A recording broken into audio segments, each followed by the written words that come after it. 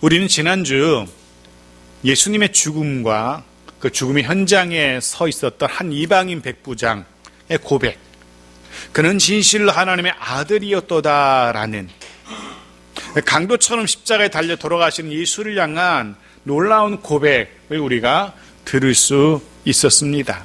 그리고 이어지는 오늘 본문은 그렇게 십자가에서 숨을 거두신 예수님의 장례와 관련된 이야기를 마가는 우리에게 들려주고 보여주고 있습니다.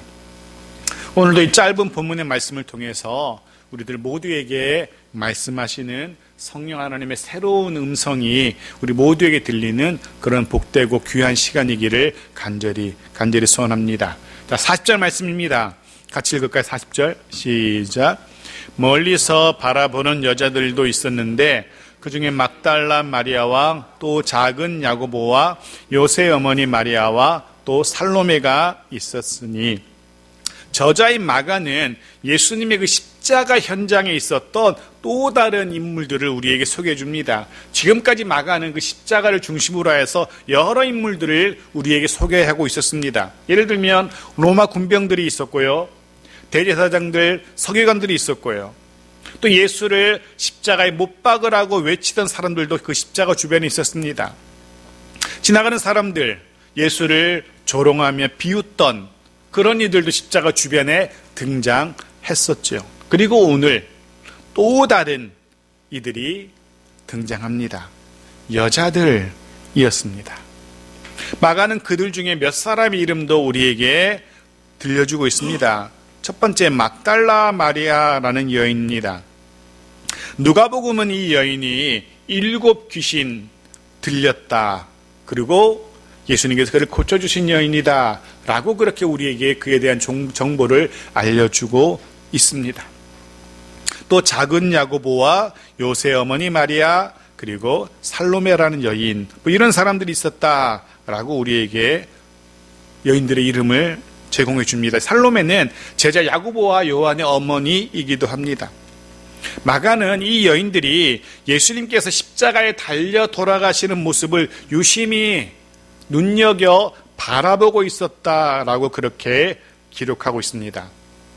여기 바라보다라는 이 단어가 흥미로운 게 아주 깊은 관심을 가지고 깊은 특별한 목적을 가지고 아주 세밀하게 눈을 떼지 않고 쳐다보는 그런 모습을 표현하는 단어입니다. 예수님은 지금 십자가에 달려 돌아가시는 예수님의 표정 하나하나까지도 놓치지 않고 다 지금 보고 있는 겁니다. 그 마지막 모습을, 주님의 이 땅에서의 마지막 모습을 눈에 다 담고 있고 마음에 다 새기고 있었던 겁니다. 그렇게 쳐다봅니다. 생각해 보십시오. 지금 제자들은 평소에 예수님 주변에서 그렇게 함께하던 제자들은 다 도망한 상태입니다. 심지어 수제자 베드로조차 예수를 부인하고 도망했습니다. 하지만 이 여인들은 물론 비록 멀리 떨어져 있었지만 그래도 예수님의 십자가 현장까지 따라왔던 겁니다. 함께하고 있습니다. 그만큼 예수님을 사랑했고 그만큼 예수님께 헌신했던 여인들입니다. 41절은 이 여인들에 대한 소개와 더불어서 또 다른 사람들도 소개해 주는데요. 41절 보십시오. 같이 읽죠. 시작. 이들은 예수께서 갈릴리에 계실 때에 따르며 섬기던 자들이요, 또 이 외에 예수와 함께 예루살렘에 올라온 여자들도 많이 있었더라. 이 여인들에 대한 또 다른 정보, 예수님께서 갈릴리에 계실 때 그때부터 따르며 섬기던 자들이다 라고 소개해 줍니다. 갈릴리에 계실 때 언제를 말할 거예요? 아시는 것처럼 이 갈릴리는 예수님이 처음 사역을 시작하시던 장소입니다. 사역의 초기 장소가 바로 갈릴리였습니다. 즉 이 말은 이 여인들은 예수님께서 처음 이 땅에서의 사역을, 공적인 사역을 시작하시는 그 순간부터, 그 처음부터 늘 주님과 함께하며 주님을 따르며 섬기던 여인들이었던 겁니다. 처음부터. 그리고 오늘 이 마지막 순간, 예수님이 돌아가시는 그 순간까지 여인들은 변함없는 모습으로 주님과 함께하고 있었던 겁니다. 주님의 제자들은 다 떠나가고 했지만 이 여인들만큼은 지금까지 마지막 순간까지 예수님과 함께 합니다. 우리는 지금까지 마가복음을 묵상하면서 깨닫게 된 제자도 그것이 무엇이었습니까? 그 핵심이 무엇인지 기억할 겁니다. 예수님을 따르며 섬기는 삶입니다. 그럼에도 불구하고 내 삶이 어떠하든지 그럼에도 불구하고 예수님을 따르며 섬기는 삶, 섬기는 자, 바로 그 삶이 제자의 삶이고 그런 자들이 제자였습니다. 그런 의미에서 어쩌면 이 여인들이 진짜 제자였습니다. 예수를 버리고 도망한 12제자 그들이 아니라 이 여인들이 정말 참된 주님의 제자라고 할 수 있을 겁니다. 요 몇 명의 여인들 뿐만이 아니었습니다. 마가는 또 다른 무명의 여인들도 우리에게 소개하죠. 이름은 알 수 없지만 마가는 그렇게 말합니다. 여자들도 많이 있었더라 라고. 여자들도 많이 있었더라. 많은 무리의 여자들을 소개해 주고 있습니다. 몇 사람, 앞에 나왔던 그 몇 사람의 여인들 뿐 아니라 예수를 따르며 섬기던 많은 여인들이 예수님 주변에 있었던 겁니다. 그 십자가 주변에 있었던 겁니다. 사실 마가는 이들이 누구인지에 대해서는 크게 관심이 없어 보입니다. 그 중에 대표적인 몇 사람의 이름만 우리에게 기록하고 있고요. 이 여인들이 이런 여인들이 있었던 것이 사실이다라는 그런 나름의 증명을 위해서 몇 사람의 이름만 대표적으로 적고 있을 뿐이지 이 여인들의 면면을 다 기록하고 싶은 그런 마음이 전혀 없었던 겁니다. 이들의 이름이 누구인지 어떤 여인들이었는지 마가는 그런 것에 관심이 없어 보입니다. 흔히 하는 말로 정말로 무명의 여인들이었던 거죠. 그런데 놀랍게도 바로 이 무명의 여인들이 후에 초대교회의 핵심 성도들, 교인들이 되죠. 분명 무명의 여인들이었지만 초대교회를 가능하게 했던, 초대교회의 그 놀라운 부흥을 가능하게 했던 아주 중요한 핵심적인 씨앗들, 인물이라고 말할 수 있습니다. 사도행전 1장 14절 말씀 보십시오. 이렇게 기록하죠. 같이 읽겠습니다. 시작. 여자들과 예수의 어머니 마리아와 예수의 아우들과 더불어 마음을 같이하여 오로지 기도에 힘쓰더라. 제일 먼저 여자들이 등장합니다.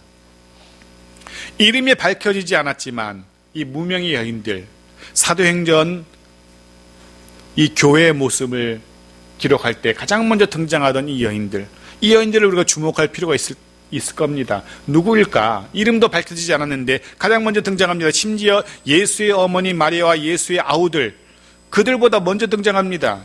제자들보다 먼저 등장합니다. 교회는 압니다. 이 여인들이야말로 정말 헌신된 이들이라고 교회는 인정하고 있었던 겁니다. 예수님의 초기 사역부터 그의 마지막 순간까지 함께했던 여인들인 것 알고 있습니다. 바로 이 여인들이 갈릴리에서부터 예수를 따르며 섬기던 여인들이었습니다. 그리고 이 사도행전의 기록 속에서 예수님의 제자들과 함께, 그리고 후에는 또 다른 교회 핵심적인 인물이 되는 예수님의 가족들, 그들과 함께 여전히 변함없는 모습으로 교회 부흥을 위해서, 하나님 나라 확장을 위해서 기도하고 있는, 오로지 기도에 힘쓰고 있는 여인들을 우리에게 소개해 주고 있습니다.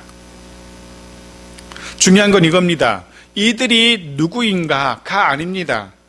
이들이 예수님을 따르며 섬기던 신실한 이들이었다는 것, 이게 중요하죠. 비록 우리는 그들의 이름들을 다 알 수 없지만 중요한 것은 이 여인들의 이름, 주님께서는 일일이 다 알고 계시고 기록하고 계시고 기억하고 계시는 그런 이름일 겁니다.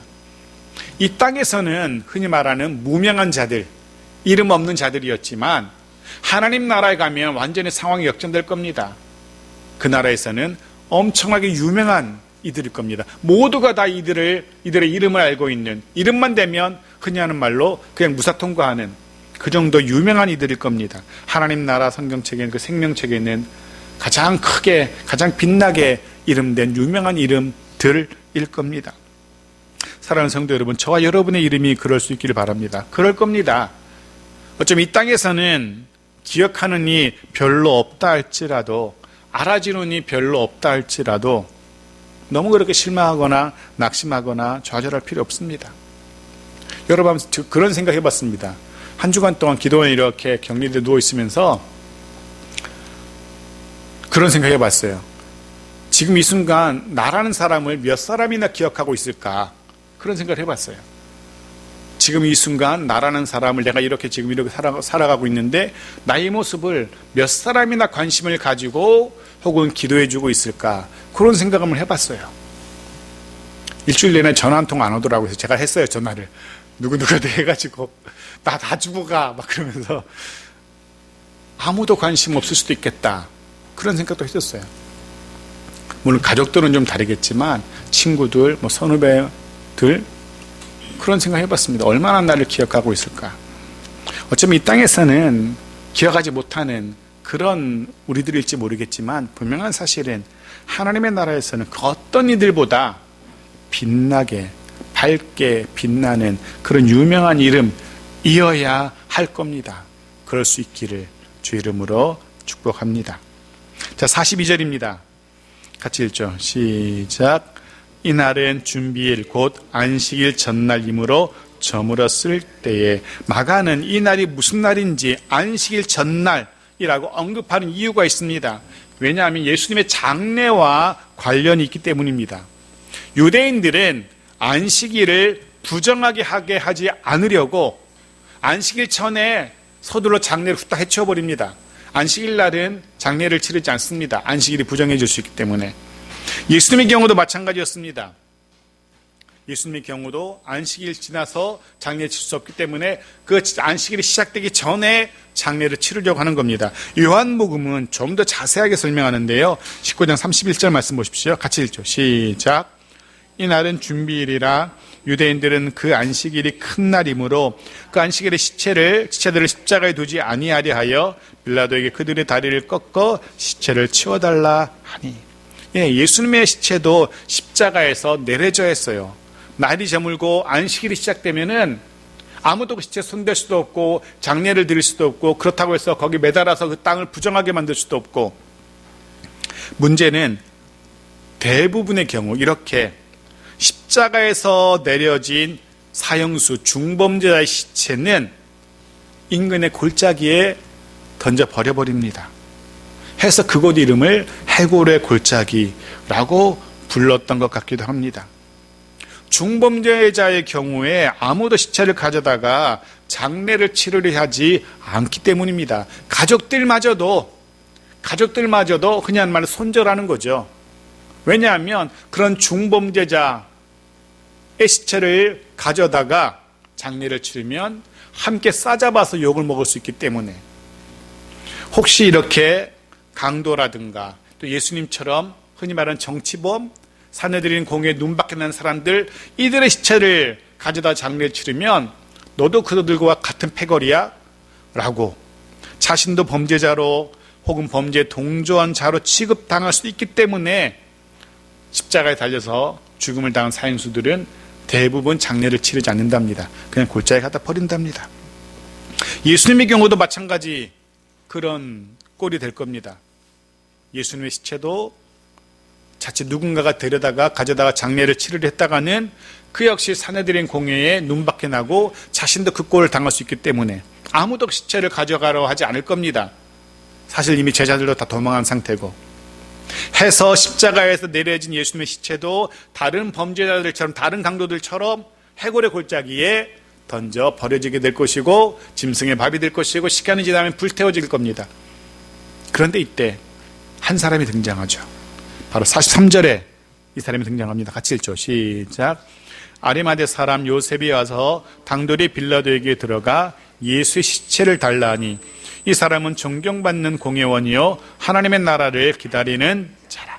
요셉이라는 사람이 등장합니다. 아리마대라는 곳의 출신으로 심지어는 예수님에게 사형을 선고한, 사형을 유도한 사내들인 공회의 일원이었습니다. 이 사람이 놀랍게도 빌라도에게 가서 예수의 시체를 내어달라, 자신의 장례를 치르겠다고 시체를 내어달라라고 요청합니다. 성경은 그의 요청이 당돌했다라고, 당돌한 요청이라고 표현하죠. 그만큼 낯선 특별한 그런 요청이었던 겁니다. 무모할 수도 있는 그런 요청이었던 겁니다. 말씀드린 것처럼 자칫 공범으로 몰릴 수도 있었습니다. 이 요셉도 신성모독 선동죄의 공범이 될 수도 있는 겁니다. 그럼 지금까지 자신이 쌓아 올렸던 그 많은 경력과 업적과 수고들이 물거품이 될 수도 있습니다. 그럼에도 불구하고 예수 시체를 내어달라 하는 겁니다. 해서 성경은 당돌이라는 표현을 쓰고 있습니다. 그러면서 마가가 이 사람 요셉을 어떻게 소개하는지 보십시오. 첫 번째 이 사람을 어떻게 소개합니까? 존경받는 사람이라고 기록합니다. 존경받는 사람. 또 다른 번역본에는 걸출한 사람 이렇게 번역하기도 해요. 걸출한 사람. 종합해 보면 이 사람 요셉은 백성들 사이에서 아주 걸출한 영향력이 있는 명성이 자자한 그런 사람이었던 겁니다. 적어도 이 사람의 말이라면 그래 그 사람의 말이라면 신뢰할 수 있어 할 정도의 영향력이 있는 그런 사람이었던 겁니다. 인정받는 사람이었던 거죠. 인격적으로 영적으로 인정받는 사람이었어요. 두 번째, 성경은 이 사람을 그렇게 소개합니다. 하나님의 나라를 기다리는 자라라고 그렇게 소개합니다. 비록 산헤드린 공회, 그가 속해 있는 산헤드린 공회는 예수를 끊임없이 대적하고 결국은 십자가의 죽음으로 내몰았지만, 같은 공회원이었지만 이 사람 요셉만큼은 달랐던 겁니다. 이 사람 요셉만큼은 하나님의 나라를 기다리는 사람, 즉 하나님의 다스리심을 인정하는 그런 신실한 사람이었던 겁니다.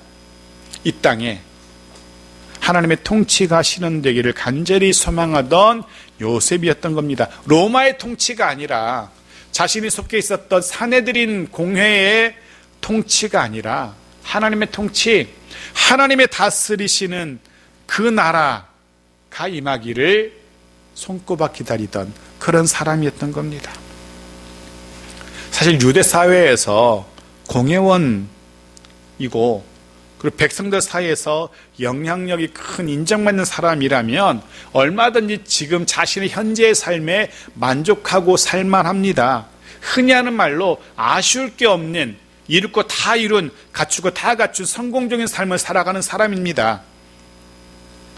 또 다른 무언가를 기다릴 필요가 없는 겁니다. 또 다른 무언가를 바랄 이유가 없는 겁니다. 지금도 충분한데요. 하지만 요셉은 그렇지 않았던 겁니다. 요셉에게 있어서, 이 아리마대 사람 요셉에게 있어서 이 땅의 부귀영화는, 산헤드린 공회원으로서 이 땅에서 누리는 그런 부귀영화는 아무 의미가 없었어요. 요셉은 하나님의 통치가 온전히 이루어지기를 자신의 삶 가운데, 인생 가운데, 가정 가운데, 더 나아가서 민족 이스라엘 가운데 하나님의 통치가 온전히 회복되기를 간절히 바라던 그런 사람이었던 겁니다. 사실은 요셉만이 아니었습니다. 조금 전 살펴보았던 여인들도 그랬습니다. 그들 모두가 하나님의 나라를 소망하는 사람들이었습니다. 하나님의 다스리심을 소망하는 사람들이었기 때문에 그 하나님의 아들이신 예수님을 섬김에 헌신했던 겁니다. 하나님의 다스리심을 소망했기에 절망 가득한 죽음의 현장에서도 변함없는 모습으로 하나님의 통치 앞에 무릎 꿇고 있었던 겁니다. 그런 물음도, 그런 궁금증도 가져옵니다. 왜? 지금의 삶에 충분히 만족하며 살아갈 수 있었을 텐데 왜 굳이 하나님의 나라, 하나님의 다스리심, 이런 것들을 소망하며 그것을 기대하며 살았을까? 이유가 무엇일까? 이사야서에서 그 답을 찾을 수 있죠. 이사야 11장 6절부터 9절은 하나님이 다스리시는 나라의 모습을 이렇게 묘사합니다. 좀 길지만 읽어볼까요? 같이 읽죠. 시작. 그때 이리가 어린 양과 함께 살며 표범이 어린 염소와 함께 누우며 송아지와 어린 사자가 살진 짐승이 함께 있어 어린 아이에게 끌리며 암소와 곰이 함께 먹으며 그것들의 새끼가 함께 엎드리며 사자가 소처럼 풀을 먹을 것이며 젖 먹는 아이가 독사에, 그 다음 거기 없는, 제가 읽어드릴게요. 한 절에 빠졌네. 젖 먹는 아이가 독사의 구멍에서 장난하며 젖든 어린 아이가 독사의 글에 손을 넣을 것이라. 같이 읽죠. 내 거룩한 산 모든 곳에서 해됨도 없고 상함도 없을 것이니 이는 물이 바다를 덮음같이 여호와를 아는 지식이 세상에 충만할 것임이니라. 아멘. 하나님이 다스리시는 나라는 해됨도 없고 상함도 없을 겁니다. 더 이상 아파할 일도 없고 마음 상할 일도 없고 서로 얼굴 붉힐 일도 없고, 아멘, 해서 신실한 유대인들은 이런 하나님의 다스리심을 손꼽아 소망했던 겁니다. 하나님의 다스리시는 그 나라를 신실한 유대인들은 기다리고 또 기다렸던 겁니다. 그 나라가 속히 회복되기를. 요셉은 그런 인물이었습니다. 사랑하는 성도 여러분, 저와 여러분의 삶이, 또 가정이, 또 일터가 이와 같이 회복되기를 축복합니다. 하나님이 다스리시는 그런 다스리심이 온전히 성취되는 그런 은혜와 복이 있기를 바랍니다. 이 땅에서의 지금의 나의 삶으로 인해서 슬퍼하거나 노여할 것 아닙니다. 지금 나의 현실로 인해서 좌절하거나 낙심할 필요도 없습니다. 하나님의 나라를 소망하면서 하나님의 다스리심을 신뢰하면서 늘 변함없는 모습으로 그 다스리심, 인도하심에 내 모든 것들을 맡기는 그런 저와 여러분이기를 축복합니다. 그리고 하나님의 다스리심으로 인하여서 정말 더 복되게 변해가는 저 여러분의 삶이고 가정이기를 주 이름으로 축복합니다. 그렇게 예수의 시체를 내어달라는 요셉의 요청을 받고 빌라도가 예수의 죽음을 확인합니다. 그리고 시체를 내어줍니다. 46절 보십시오. 같이 읽죠. 시작. 요셉이 세마포를 사서 예수를 내려다가 그것으로 싸서 바위 속에 판 무덤에 넣어두고 돌을 굴려 무덤 문에 놓으매. 요셉은 예수 시체를 가져다가 먼저 값비싼 세마포로 잘 싸서 장례를 준비하죠. 그리고 바위 속에 판 무덤에 예수를 안장합니다. 유대인들은요, 무덤을 여러 번 사용합니다. 한 번 무덤 쓰고 그것을 끝나는 게 아니고요. 바위 무덤 같은 경우도 그렇고 흙으로 된 무덤도 그렇고요. 먼저 시체를 장례 치르고 시간이 지나면 다 부패하고 뼈만 남을 거 아니에요. 그럼 그 뼈를 유골을 수습해서 그 옆에다 이렇게 안치합니다. 그럼 다시 그 장례 고기는 남잖아요. 거기 또 장례 치르고 다시 수습해서 옆에 안치하고 계속해서 무덤을 계속 반복했습니다. 요한복음 19장에 보니까 예수님을 장례했던 이 무덤은 한 번도 사용한 적이 없는, 요셉이 자신의 장례를 위해서 준비해 두었던 새 무덤이었던 거예요. 이 무덤에 예수를 장례 치르고 있는 겁니다. 게다가 바위를 파서 무덤을 만드는 것은 상당한 인력이 들어가기 때문에 시간이 들어가고 부자들이나 그렇게 합니다. 보통은 토구를 파거나 아니면 평토장, 우리로 말하면 그냥 흙을 파서 하기도 하고요. 그게 보통의 무덤입니다. 근데 바위를 판다는 건 그만큼 돈이 많은 사람들이죠. 그뿐만이 아닙니다. 요셉만이 아니었어요. 요한복음 19장 39절 말씀 보십시오. 같이 읽죠. 시작. 일찍이 예수께 밤에 찾아왔던 니고데모도 모략과 침향 섞은 것을 100리트라쯤 가지고 온지라. 니고데모라는 또 다른 사람도 예수님의 장례를 위해서 모략과 침향을 준비해 옵니다. 모략과 침향, 비싼 향품들입니다. 예수의 장례를 준비했던 한 여인의 향유, 요셉이 준비했던 세마포와 바위 속의 판 무덤, 니고데모가 준비했던 모략과 침향, 잘 보시면 그 누구의 장례보다도 잘 준비된, 잘 갖추어진, 말 그대로 썩 괜찮은 장례의 모습인 겁니다. 갑자기 돌아가셨지만, 강도처럼 돌아가셨지만, 이렇게 누구의 장례보다 제대로 갖추어진 모습으로 장례를 치릅니다. 이 일이 가능했던 이유는 하나님의 나라를 기다리는 사람들이 그 주변에 있었기 때문입니다. 여인들과 같은, 요셉과 같은, 또 니고데모와 같은 하나님의 나라를 기다리는 사람들이 있었기 때문에, 그들의 헌신과 섬김이 있었기 때문에 예수님의 이 장례가 가능했던 겁니다. 말씀을 정리하겠습니다. 오늘 우리는 하나님의 나라를 기다리며 하나님의 통치, 하나님의 다스리심을 소망하는 이들의 모습을 잠깐 보았습니다. 이들은 한결같이 이 땅의 것에 소망을 두며 살았던 그런 인물들이 아니었던 것을 우리가 보게 되어집니다. 이들은 한결같이 이 땅의 삶으로 인해서 기뻐하고 만족해하고 그런 사람들이 아니었습니다. 모든 삶의 순간 하나님의 다스리심을 기대하며 한결같은 모습으로 주와 주님의 나라를 섬겼던 이들입니다.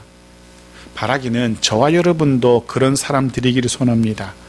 온전한 하나님의 나라가, 온전한 하나님의 다스리심이 이 땅에 무엇보다 내 삶에 이루어지기를, 내 가정에 이루어지기를 소망하는 그런 저와 여러분들이기를 간절히 소원합니다. 12월의 또 한 주간 하나님의 다스리심에 온전히 순종하며 살아가는, 내 모든 삶을, 나의 가족 식구들을 온전히 하나님께 맡기는, 그리고 하나님의 다스리심에 완전히 순복하는 저와 여러분 모두이기를, 그래서 하나님 나라에서는 정말 유명한 자로 살아가는 저와 여러분의 참으로 복되고 의미 있는 하나님께서 인도하시는 한 주간의 삶이기를 주의 이름으로 축복합니다.